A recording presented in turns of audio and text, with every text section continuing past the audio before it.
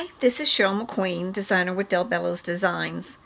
Today I'm going to do just a really quick little talk Crafty to me and show you how to use the Lavinia Masking Sheets.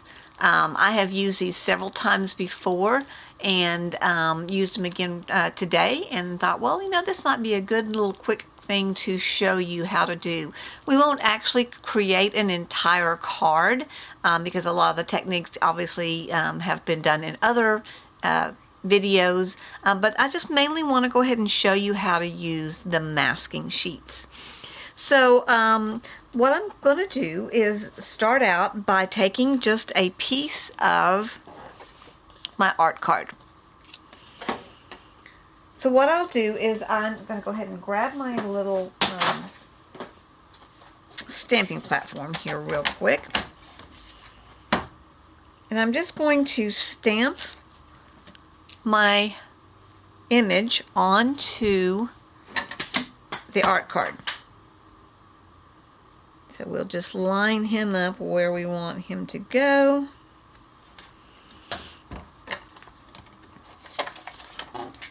Ink him up. Let's see where there's my ink right there.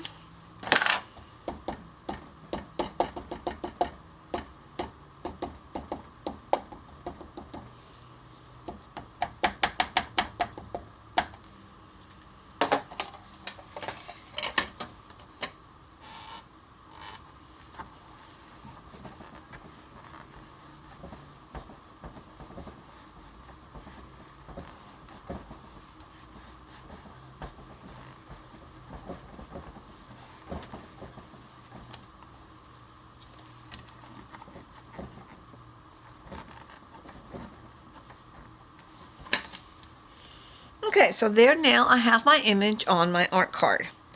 Then what I'm going to want to do is take a piece of the Lavinia Masking Sheets, and you get 4 of these large sheets of the masking paper in a package. And obviously you don't need to use very much for most of your stamps. Here's a little piece that has got some extra on it from other projects that I've done. So what I'm going to do is I'm now going to scoot that over just a little bit. I'm now going to, on the paper side of my masking sheet, I don't want to waste too much of it, so that's why I'm trying to readjust here. I guess I could just peel off my bunny rabbit. So now what I'm going to do is I'm going to stamp the same image onto the Lavinia Masking Sheet. Let's see if I can get a clear enough picture with my second generation and not have to re-ink it up. But if you need to re-ink it, that's not a problem.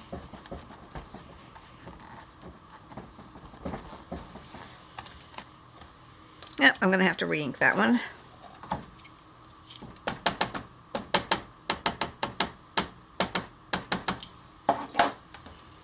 Alright, so we're just going to stamp that just like you would on your regular paper, but you're going to do it on your masking sheet.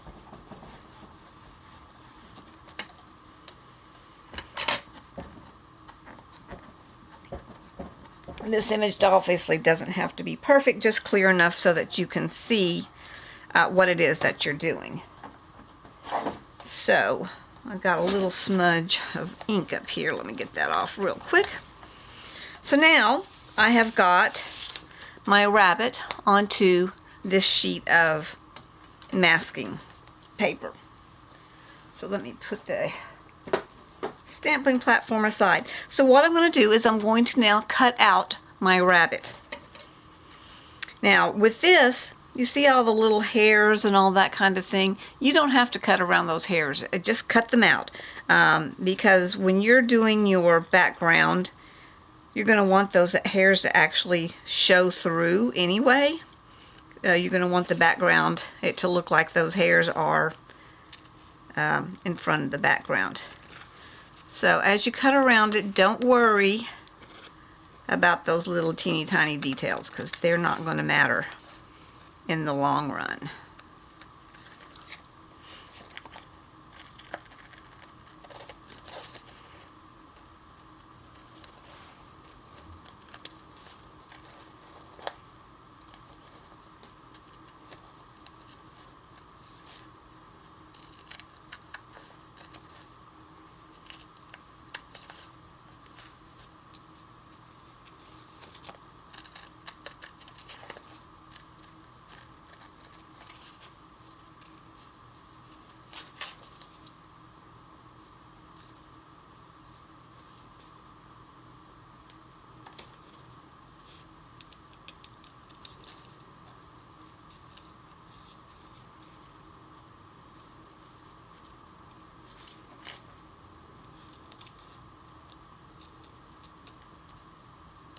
Okay, so now with something like this particular one, it's got a little bit of a inside part, so I'm just going to go ahead and cut that out. I don't have to worry. I can cut the 2 feet apart where they touch. It's not going to matter, because when you stick it back down, then that's going to cover up that little cut place that you made to get to the inside part.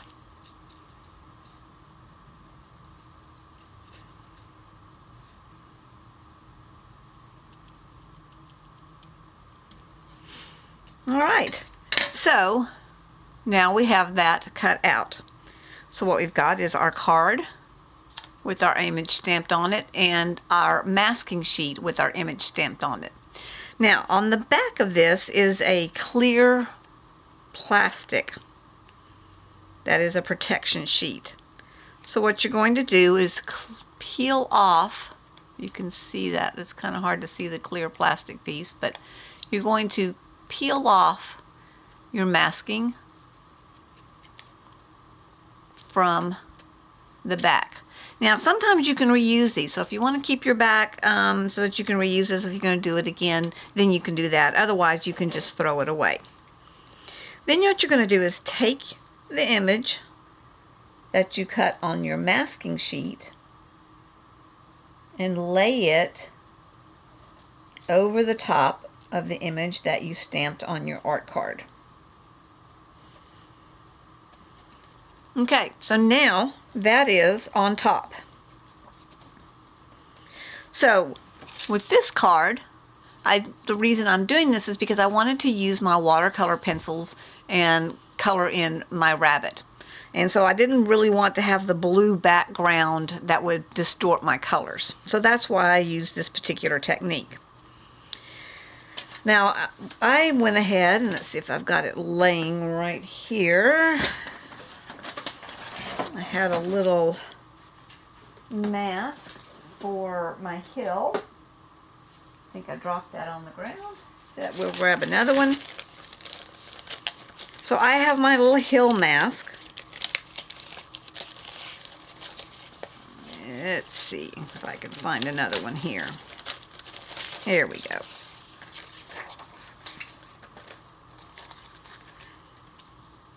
So I'm just going to lay that mask over the top of it so that I can get some snowy background.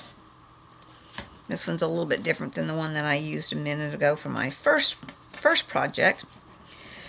So now with this in place is when you're going to go ahead and start doing your background. So with my background, I don't have to worry about itching to get into the little tiny places because I'm worried about whether or not I'm going to get it onto the rabbit. So I don't have to worry about that. I am going to go ahead and put just a little piece of tape behind just to keep it from wiggling around on me too much. So now, since that's in place, I can just do my blending over the top of it. It's not going to matter, because obviously when we get through with our background, we're going to just peel off that masking sheet.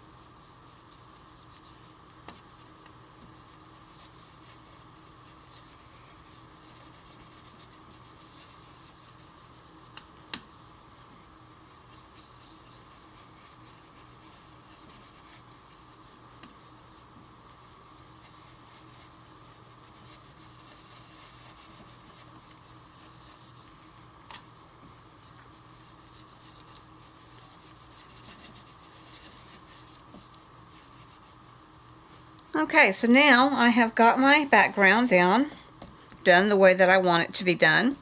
And since I wanted to do the snow, I go ahead and leave my mask in place while I do my spritzing with my water to get my snow effect.